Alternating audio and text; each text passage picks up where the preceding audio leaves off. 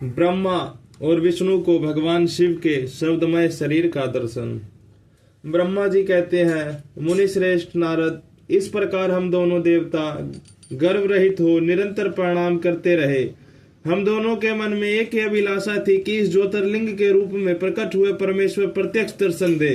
भगवान शंकर दिनों के प्रतिपालक, अहंकारियों का गर्व चूर करने वाले तथा सबके अविनाशी प्रभु है, वे हम दोनों पर दयालु हो गए।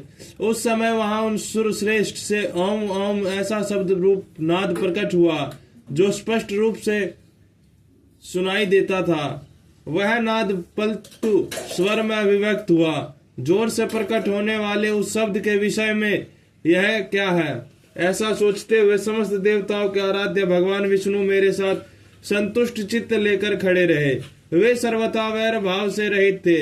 उन्होंने लिंग के दक्षिण भाग में सनातन आदिर्वर्ण आकार का दर्शन किया, उत्तर भाग में उकार का, मध्य भाग में मकार का और अंत में ओम इस नाद का साक्षात दर्शन एवं अनुभव किया।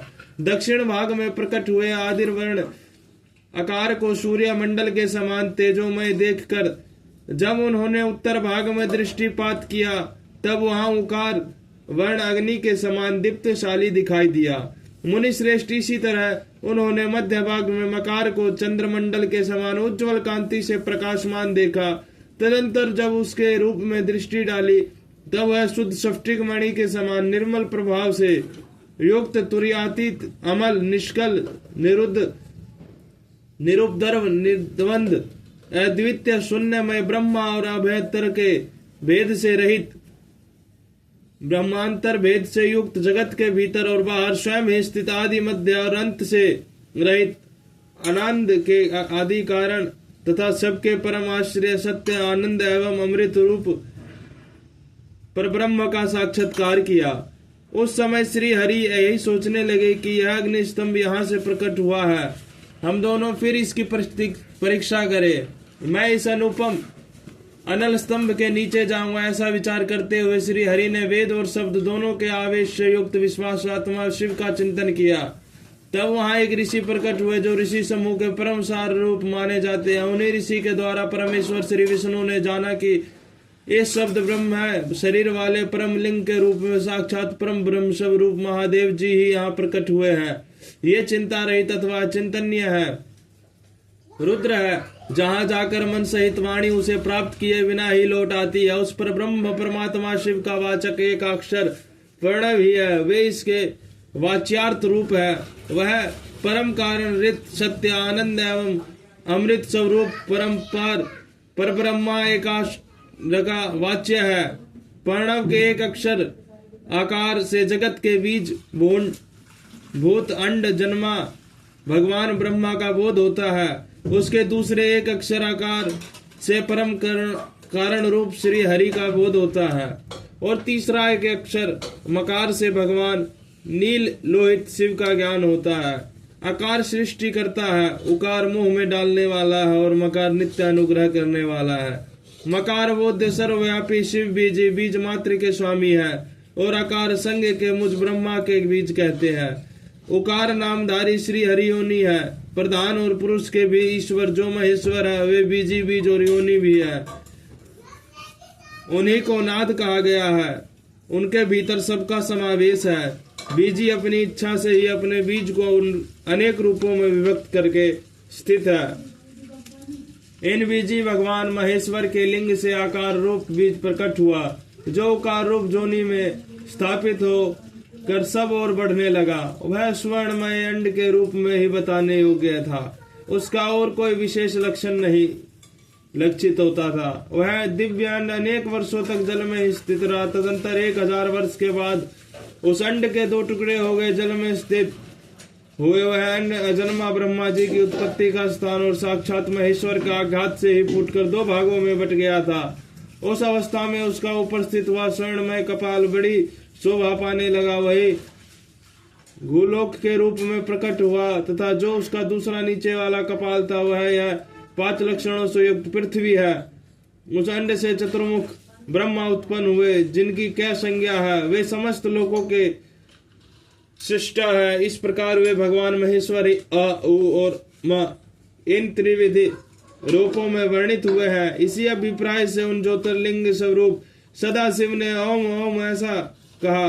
यह बात यजुर्वेद के श्रेष्ठ मंत्र है। यजुर्वेद के श्रेष्ठ मंत्रों का यह कथन सुनकर ऋचा और सम मंत्रों ने भी हमसे आदर पूर्वक कहा, हे हरे, हे ब्रह्मन, यह बात ऐसी ही है। इस तरह देवेश्वर शिव को जानकर श्री हरि ने शक्ति संभूत मंत्रों द्वारा उत्तम एवं महान अभ्युदय से सुशोभित होने वाले उन महेश्वर देव का सत्वन किया। इसी बीच में मेरे साथ विश्वपालक भगवान विष्णु ने एक और भी अद्भुत एवं सुंदर रूप देखा। मुने वह रूप 5 मुख हो और 10 भुजाओं से अलंकृत था। उसकी कांति कर्पूर के समान गोरी थी। वह नाना प्रकार के छटाओं से छविमान और भांति भांति के आभूषणों से विभूषित था। उस परम उदार महापराक्रमी और महापुरुष के लक्षणों से संपन्न अत्यंत उत्कृष्ट रूप का दर्शन करके मैं और श्री हरि दोनों कृतार्थ हो गए। तत्पश्चात परमेश्वर भगवान महेश प्रसन्न हो अपने दिव्य शब्दमय रूप को प्रकट करते हंसते हुए खड़े हो गए। आकार उनका मस्तक और आकार ललाट है। इकार दाहिना और इकार बाया नेत्र है। उकार और उनका दाहिना और उकार को बाया कान बताया जाता है। ऋकार उन परमेश्वर का दाया कपोल है और ऋकार बाया।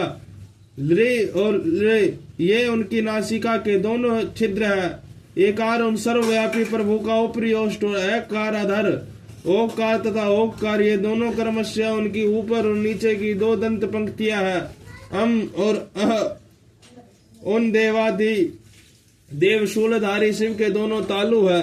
क आदि 5 अक्षर उनके दाहिना 5 हाथ है और च आदि 5 अक्षर बाएं 5 हाथ। ट आदि और त आदि 5 अक्षर उनके पैर है। पकार पेट है।